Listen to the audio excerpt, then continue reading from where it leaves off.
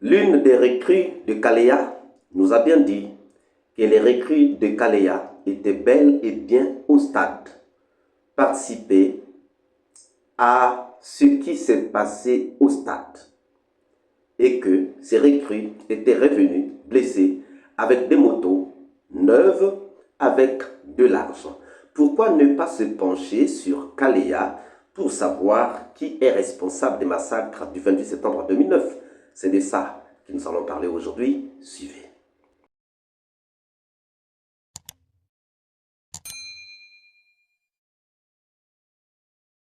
Bonjour, bonsoir, cela dépend de l'heure à laquelle vous regardez cette vidéo. Bienvenue si vous nous découvrez pour une première fois.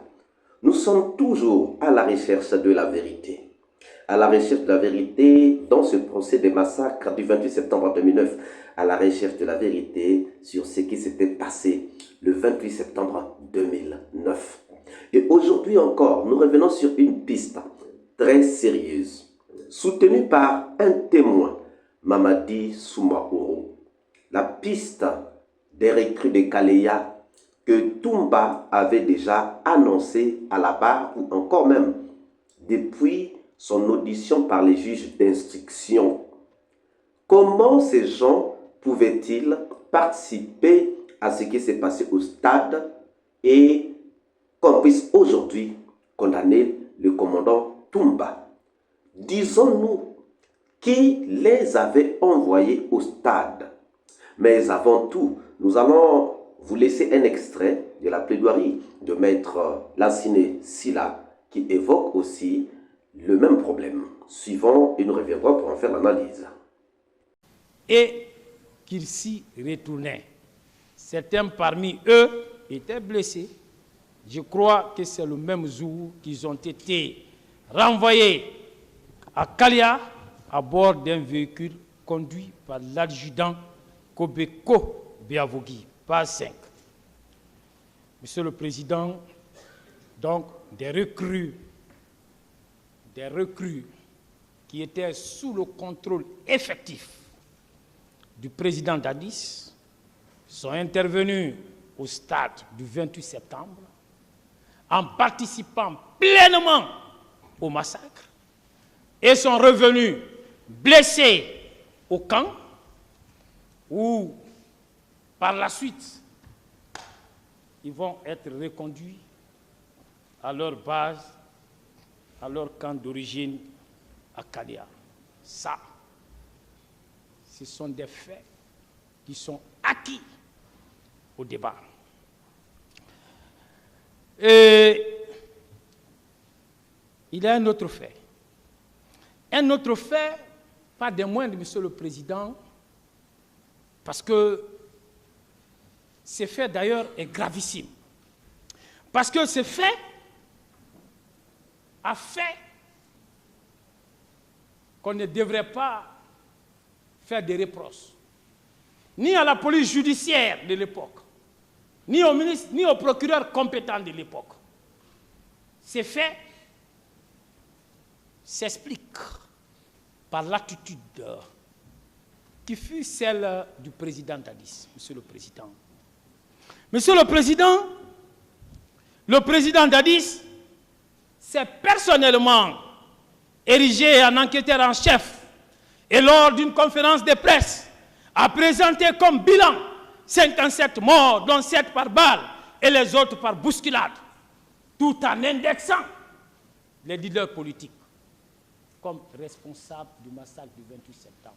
Je vous le disais tantôt que j'allais en venir. Monsieur le Président, il envoie des éléments au stade qui se rendent coupables des infractions. Mais après, il est capable de déclarer coupable comme s'il était lui-même l'incarnation de la justice, comme si lui-même il pouvait rendre justice. C'est lui,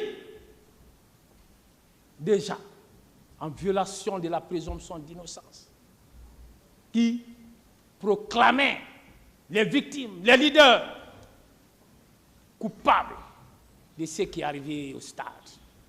Il disait même ils ont conduit les manifestants à la boucherie.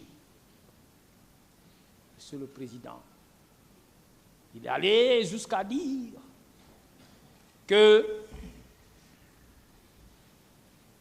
ce sont les manifestants qui se seraient emparés des armes à la suite du saccage du commissariat central de Dixie et qui auraient commis ces infractions.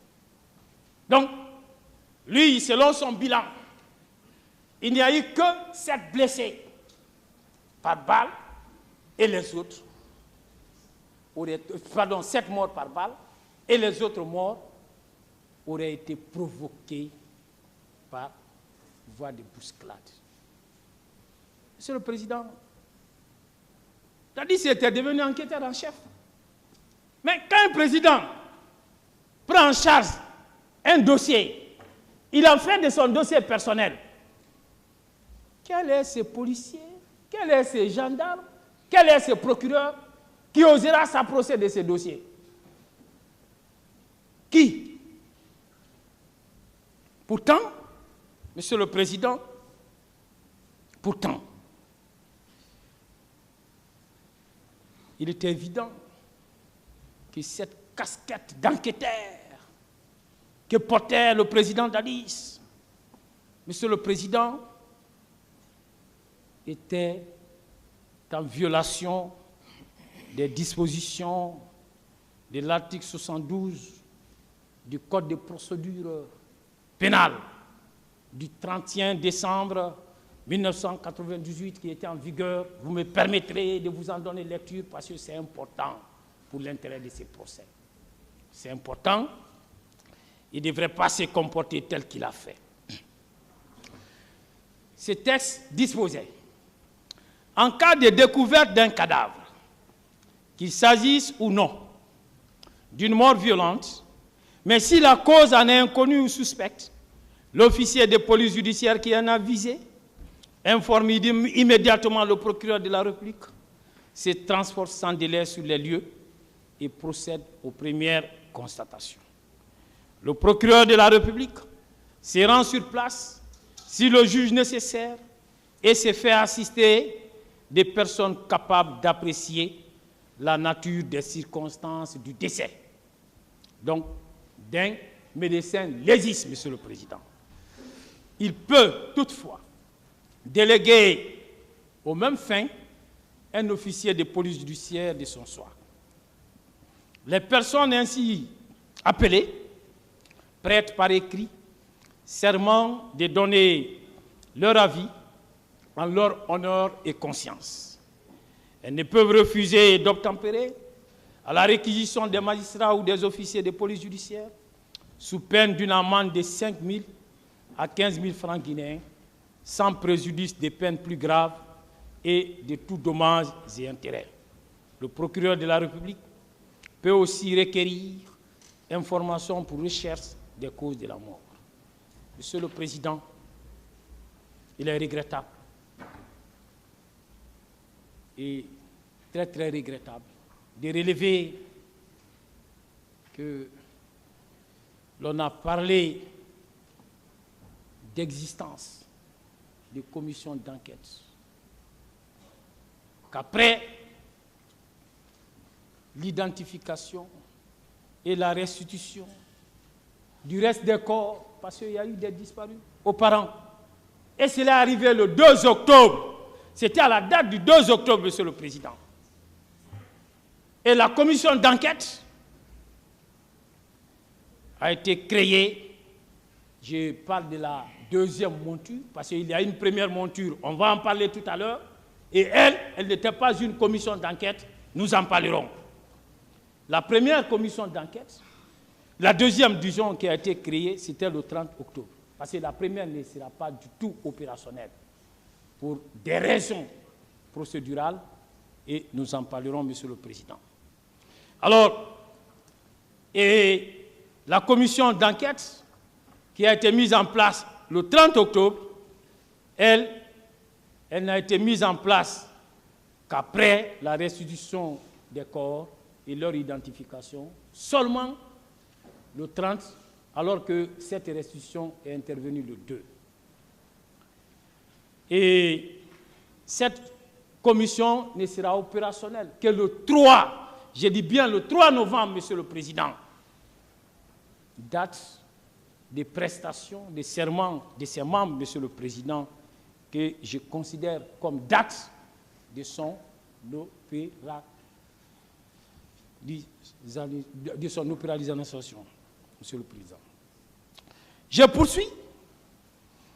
Et ce qui est même plus grave, ce qui est même inadmissible, Monsieur le Président,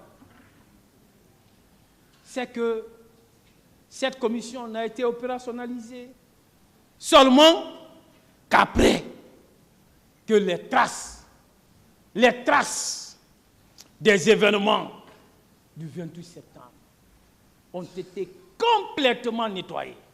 Complètement nettoyées, Monsieur le Président, sous prétexte que la Guinée devrait abriter au stade du 28 septembre un match international.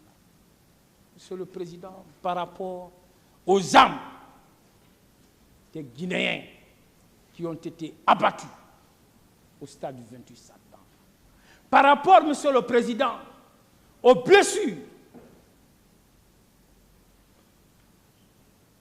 des victimes qui continueront à porter à jamais les séquelles des dites blessures. Et un match de football, qu'est-ce qui est plus important? Donc, le stade a été nettoyé. C'est regrettable. C'est pour vous dire que c'est après tout cela. Vous venez de suivre Maître Lassine Silla qui évoque les recrues de Kaléa. Nous n'allons pas tergiverser. Toumba avait-il les moyens de payer ces recrues de Kaléa? Toumba avait-il les moyens de pouvoir former les recrues de Kaléa? Toumba avait-il les moyens de pouvoir entretenir le camp de Kaléa?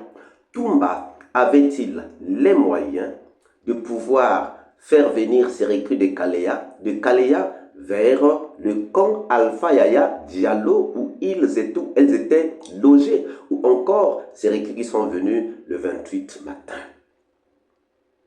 Voilà des questions que nous pouvons nous poser pour nous rendre compte que Toumba n'avait rien à voir avec ces recrues de Kaléa.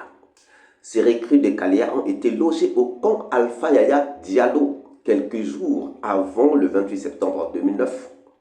Vous vous souviendrez que j'avais déjà fait des vidéos sur les câbles diplomatiques de l'ambassade des États-Unis publiées par Wikileaks, où les leaders politiques étaient déjà en train de dénoncer qu'il y avait des recrues qui étaient en train d'être formés pour aller réprimer toutes les manifestations politiques qu'il y aura. Est-ce que c'est Toumba qui était là-dedans? Si Wikileaks a publié ces câbles de l'ambassade des États-Unis à Conakry, c'est que l'ambassade des États-Unis à Conakry était informée par des juristes, informée par des sociétés civiles, informée par les hommes politiques. Est-ce que c'est Toumba aussi qui était là-dedans? Ce que les leaders avaient dit à l'ambassade des États-Unis s'est fait voir le 28 septembre 2009. Ça veut dire que cette opération était déjà préparée d'avance. Préparée d'avance. Mais est-ce que c'est Toumba qui était là? Qui est lié à Kaléa? Celui qui est lié à Kaléa doit déjà être pris comme étant l'un des responsables des massacres du 28 septembre 2009, qu'on le veuille ou non, qu'on soit contre Toumba ou pour Toumba. Le problème, c'est de regarder.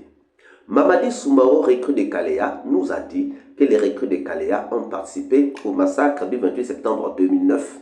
Cherchons maintenant qui était derrière Kaléa. Cherchons maintenant qui était formateur à Kaléa. Cherchons maintenant qui donnait de l'argent au camp Kaléa. Cherchons maintenant lesquels étaient impliqués dans la formation des recrues de Kaleya.